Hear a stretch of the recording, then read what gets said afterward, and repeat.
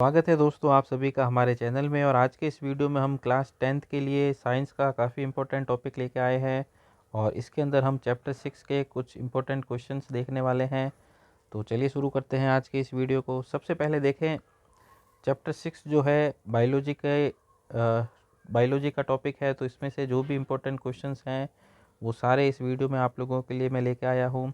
तो देखें question number 1, the lungs in human beings are part of the system, यानी मानव में फेफड़े जो होते हैं वो किस तंत्र का भाग है। तो ये लंग्स जो होते हैं वो ह्यूमन में रेस्पिरेशन का पार्ट होते हैं।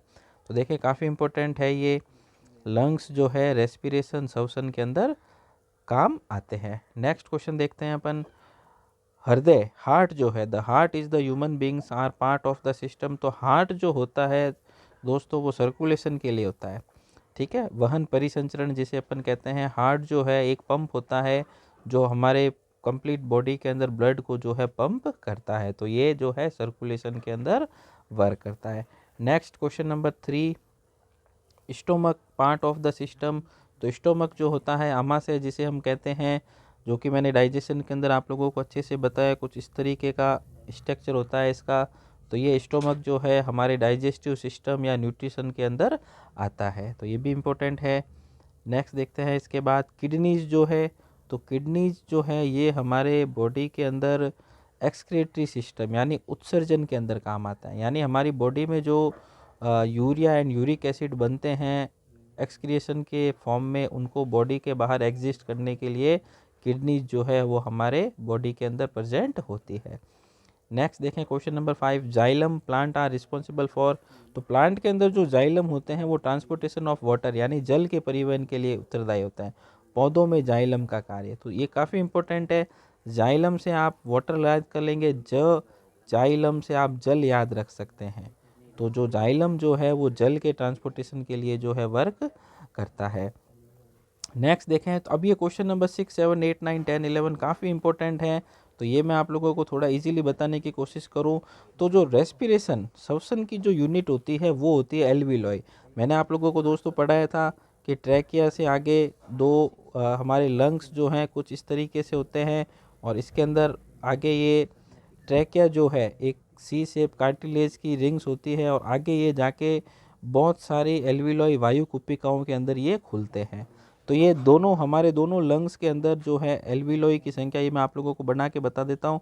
ये जो है ट्रैकिया होती है हमारी बॉडी के अंदर, इसके अंदर सी शेप की कार्टिलेज रिंग्स होती है, आगे जाके ये दो पार्ट में बढ़ जाती है जिसको ब्रोंकाई कहते हैं, और ये आगे फर्दर छोटे छोटे पार्ट्स में बढ़ती है जिन्हें ब्रोंकियोल्स कहा जाता है। और फिर जो है हमारे लंग्स कुछ इस तरीके से इसके अंदर जो है ये लगे हुए होते हैं। इसका आप डिटेल वीडियो भी आप हमारे चैनल पे देख सकते हैं प्लेलिस्ट के अंदर। अब इसके अंदर आगे जो है गुब्बारे नुमा स्ट्रक्चर होता है कुछ इस तरीके से, जैसा कि मैं आप लोगों को बना के बता रहा हूँ। ये हमारे दोनों लंग्स में, दोनों फेफड़ों में इनकी संख्या लगभग 60 करोड़ होती है, यानी लगभग 60 करोड़ एल्वियोलाइज या वायु कुपिकाएँ जो है हमारी बॉडी के अंदर हमारे दोनों लंग्स के अंदर होती है। तो ये यूनिट है रेस्पिरेटरी सिस्टम की, तो ये काफ़ी इम्पोर्टेंट है। नेक्स्ट देखते हैं दोस्तों, पाचन की इकाई। अब पाचन की इकाई भी ये मैं आप लोगों को बता देता हूँ। डाइजेशन के अंदर हमारी जो स्मॉल इंटेस्टाइन होती है उसके अंदर एक अंगुली नुमा संरचना होती है कुछ इस तरीके से, और उसके ऊपर बहुत छोटे छोटे सूक्ष्मांकुर माइक्रोविलाई जो है लगे होते हैं। इसे दीर्घरोम कहते हैं हिंदी में, और इंग्लिश में इसे कहते हैं विली। तो ये हमारे डाइजेस्टिव सिस्टम की यूनिट होती है, तो ये भी आप लोगों से पूछा जा सकता है। ये ऑब्जर्वेशन के एरिया को बढ़ाता है, यानी अवशोषण का क्षेत्रफल जो है इसके द्वारा बढ़ाया जाता है। नेक्स्ट देखते हैं दोस्तों, यूनिट ऑफ नर्वस सिस्टम। तो यूनिट ऑफ नर्वस सिस्टम भी ये मैंने आप लोगों को बहुत बार बना के बताया है। तो ये कुछ इस तरीके से मैंने आप लोगों को सिखाया था, यू शेप के अंदर नर्वस सिस्टम जो है कुछ इस तरीके से बनाई जाती है। ये देखें आगे जो ये डेंड्राइन, तो ये एक जो है तंत्रिका कोशिका, या हम इसे न्यूरॉन के नाम से जानते हैं। तो ये जो है डेंड्राइट्स होते हैं, ये सेल बॉडी होती है। कोशिका कहाँ है, ये एक्सॉन होता है। ये भी आप मेरे सिंपल बायोलॉजी डायग्राम सीरीज में जाके ये सारे डायग्राम बनाना आप वहाँ से सीख सकते हैं। तो नर्वस सिस्टम की यूनिट न्यूरॉन, हम इसको कहेंगे न्यूरॉन, या फिर आप इसे तंत्रिका कोशिका भी कह सकते हैं। तो ये हो गया क्वेश्चन नंबर 8 तक। नेक्स्ट देखते हैं दोस्तों, यूनिट ऑफ सर्कुलेटरी सिस्टम, तो सर्कुलेटरी सिस्टम की यूनिट कैपिलरीज होती है जिसे केसिका कहा जाता है, यानी बहुत ही केस नली दोस्तों एक बिल्कुल बाल की जैसी पतली नली होती है जिसको कैपिलरीज कहते हैं। तो ये बहुत पतली पतली ब्लड वेसल्स होती है जो सभी में जो है लगी हुई होती है। नेक्स्ट देखते हैं दोस्तों इसके बाद क्वेश्चन नंबर 10, उत्सर्जन तंत्र की इकाई यानी यूनिट ऑफ एक्सक्रीशन सिस्टम, तो ये नेफ्रॉन होता है। तो बॉमन संपुट वाला जो डायग्राम है दोस्तों वो अलूजीवीसी कुंडलित संरचना होती है, तो ये भी इसके अंदर काफ़ी इंपॉर्टेंट क्वेश्चन है। बेसिक फिल्ट्रेशन यूनिट भी इसी को कहते हैं, नेफ्रॉन। तो इसमें से इसको हिंदी में वक्राणु कहते हैं, आप नेफ्रॉन भी लिख सकते हैं, कोई दिक्कत इसमें नहीं होने वाली है। नेक्स्ट चलते हैं दोस्तों question number 12, which tissue helps in the transport of food, तो भोजन के वहन में उत्तरदायी, तो देखो वाटर के लिए हमने जाइलम बताया था, तो फूड और के लिए जो है फ्लोएम होगा। फूड के लिए कौन हो जाएगा यहाँ पर, फूड के लिए जो है फ्लोएम हो जाएगा। नेक्स्ट चलते हैं दोस्तों, which tissue helps in transportation of water and minerals, तो देखो वहाँ पे सिर्फ वाटर लिखा था और यहाँ पे मैंने वाटर एंड मिनरल्स दोनों को ऐड किया है, तो इसके लिए कौन सा टिश्यू होता है प्लांट में, जाइलम। तो ये भी काफ़ी इंपॉर्टेंट है, 100% इसका क्वेश्चन आप लोगों को एग्जाम में मिल सकता है। नेक्स्ट चलते हैं, ह्यूमन की जो सलाइवा होती है, लार में कौन सा एंजाइम होता है, the saliva contain an enzyme called amylase. तो देखो दोस्तों ये भी मैं बता दूं आपको, इसको सलाइवरी एमाइलेज कहते हैं, इसी का दूसरा नाम टाइलिन भी है, इसी को जो है टाइलिन के नाम से कहा जाता है एमाइलेज को। तो ये भी आप लोगों को याद रखना है। ये जो है इसका वर्क जो है दोस्तों, ये भोजन को एकदम चिपचिपा और लसलसा बनाने का होता है, यानी भोजन जो है स्मूथली फूड जो है हमारे ईसोफेगस में आगे जो है जा पाता है, टोटल हमारे एलिमेंट्री कैनाल आहार नाल के अंदर। नेक्स्ट चलते हैं दोस्तों, HCl का सीक्रेशन इस तरह, देखो यहाँ पे मैं आप लोगों को बता दूं, हमारा आमाशय जो होता है ना, यानी हमारा जो स्टोमक है कुछ इस तरीके से, उसकी दीवारों पर यानी इसकी वॉल्स पे जो है गैस्ट्रिक ग्लैंड्स होती है। तो देखें सबसे पहले तो इसके अंदर म्यूकस की लेयर होती है। अब ये म्यूकस क्या करता है, HCl से हमारे स्टोमक को, आमाशय को प्रोटेक्ट करता है, और यहीं पे गैस्ट्रिक ग्लैंड्स होती है जो है इसको HCl को जो है सीक्रेट करती है। नेक्स्ट चलते हैं, कर्माकुंचन गति यानी पेरिस्टलेटिक मूवमेंट ऑकर्स, यानी ये देखो इसका एक आंसर तो ईसोफेगस हो सकता है।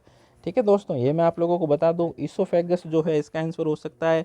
ग्रास नली यहाँ पे मैं आप लोगों को लिख के बता देता हूँ, लेकिन ये तो हो जाएगा ईसोफेगस, लेकिन अगर आप इसको कंप्लीट एलिमेंट्री कैनाल भी अगर आप लिख दें तो भी कोई गलत नहीं होगा, क्योंकि ये पेरिस्टलेटिक मूवमेंट जो है, एक आपने देखा होगा धीरे धीरे भोजन आगे बढ़ता है, एकदम से नहीं जाता, तो ये पेरिस्टलेटिक मूवमेंट जो है पूरी कंप्लीट एलिमेंट्री कैनाल के अंदर होता है। तो ये भी ईसोफेगस भी लिखें तो भी राइट आंसर होगा, और ये भी आप जो है इसके अंदर लिख सकते हैं। नेक्स्ट देखें, स्टोमक कंटेन एंजाइम, तो देखो हमें पता है स्टोमक कंटेन, इस क्वेश्चन को थोड़ा ठीक कर लें, stomach contain protein digestive enzyme, यानी आमाशय में कौन सा एंजाइम प्रोटीन को डाइजेस्ट करता है, तो ये भी काफ़ी इंपॉर्टेंट है। तो हमारे स्टोमक में प्रोटीन डाइजेशन के लिए पेप्सिन होता है, क्या होता है दोस्तों, पेप्सिन, तो ये भी काफ़ी इंपॉर्टेंट है। पेप्सिन जो है प्रोटीन को डाइजेस्ट करने के काम में आता है।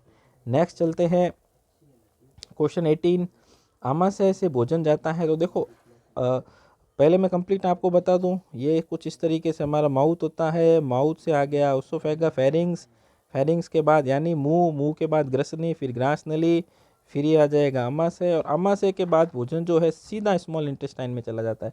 वापस में बना के बताऊं आप लोगों को अगर, तो ये आप लोग याद रखेंगे, आमाशय से भोजन सीधा छोटी आंत के अंदर जो है चला जाता है, ये आप लोगों को याद रखना है, काफ़ी इंपॉर्टेंट ये क्वेश्चन है, क्वेश्चन नंबर 18।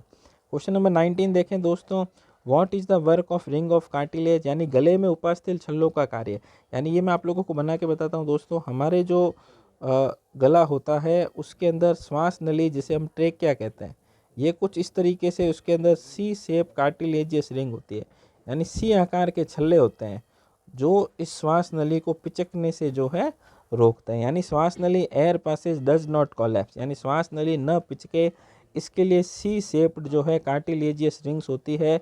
सी आकार के उपास्थल छल्ले जो है पूरी श्वास नली के अंदर पाए जाते हैं। इसका काफ़ी इंपॉर्टेंट वर्क होता है। आपने अगर वो वॉश बेसन या हाथ धोने वाले के नीचे वो पाइप लगा हुआ देखा होगा जो एकदम से फोल्ड हो जाता है, अपन उसको खींचे तो वो लंबा हो जाता है, बिल्कुल उसी तरीके से वो पाइप कभी भी कोलैप्स नहीं होता, यानी वो पिचकता नहीं है। सेम ठीक उसी तरीके से हमारी श्वास नली में भी ये सी शेप की रिंग्स होती है, ये कार्टिलेज की होती है। दोस्तों बता दूं कार्टिलेज क्या होता है। ये देखो बोन जो होती है वो तो होती है हार्ड, उसको हम कहते हैं बोन, जबकि कार्टिलेज जो होता है सॉफ्ट बोन होता है। यानी हमारे कान की नाक की जो हड्डी होती है ना, जो कोमल होती है, मुलायम होती बोन ही है, हड्डी ही है, लेकिन यह सॉफ्ट होती है। तो ये क्वेश्चन हमने किए चैप्टर नंबर 6 के, और डाइजेशन का भी कंप्लीट वीडियो हमने अपलोड कर रखा है, वो भी आप जाके देख सकते हैं। इसके बाद चैप्टर 7 के भी मैं इंपॉर्टेंट आप लोगों के लिए क्वेश्चन लाने वाला हूँ। वीडियो पसंद आए तो ज़रूर इसे लाइक करें, ज़्यादा से ज़्यादा अपने दोस्तों के साथ शेयर करें, और अभी तक आपने हमारे चैनल को सब्सक्राइब नहीं किया है तो ज़रूर इसे सब्सक्राइब करें। Thanks for watching teaching tricks tutorial.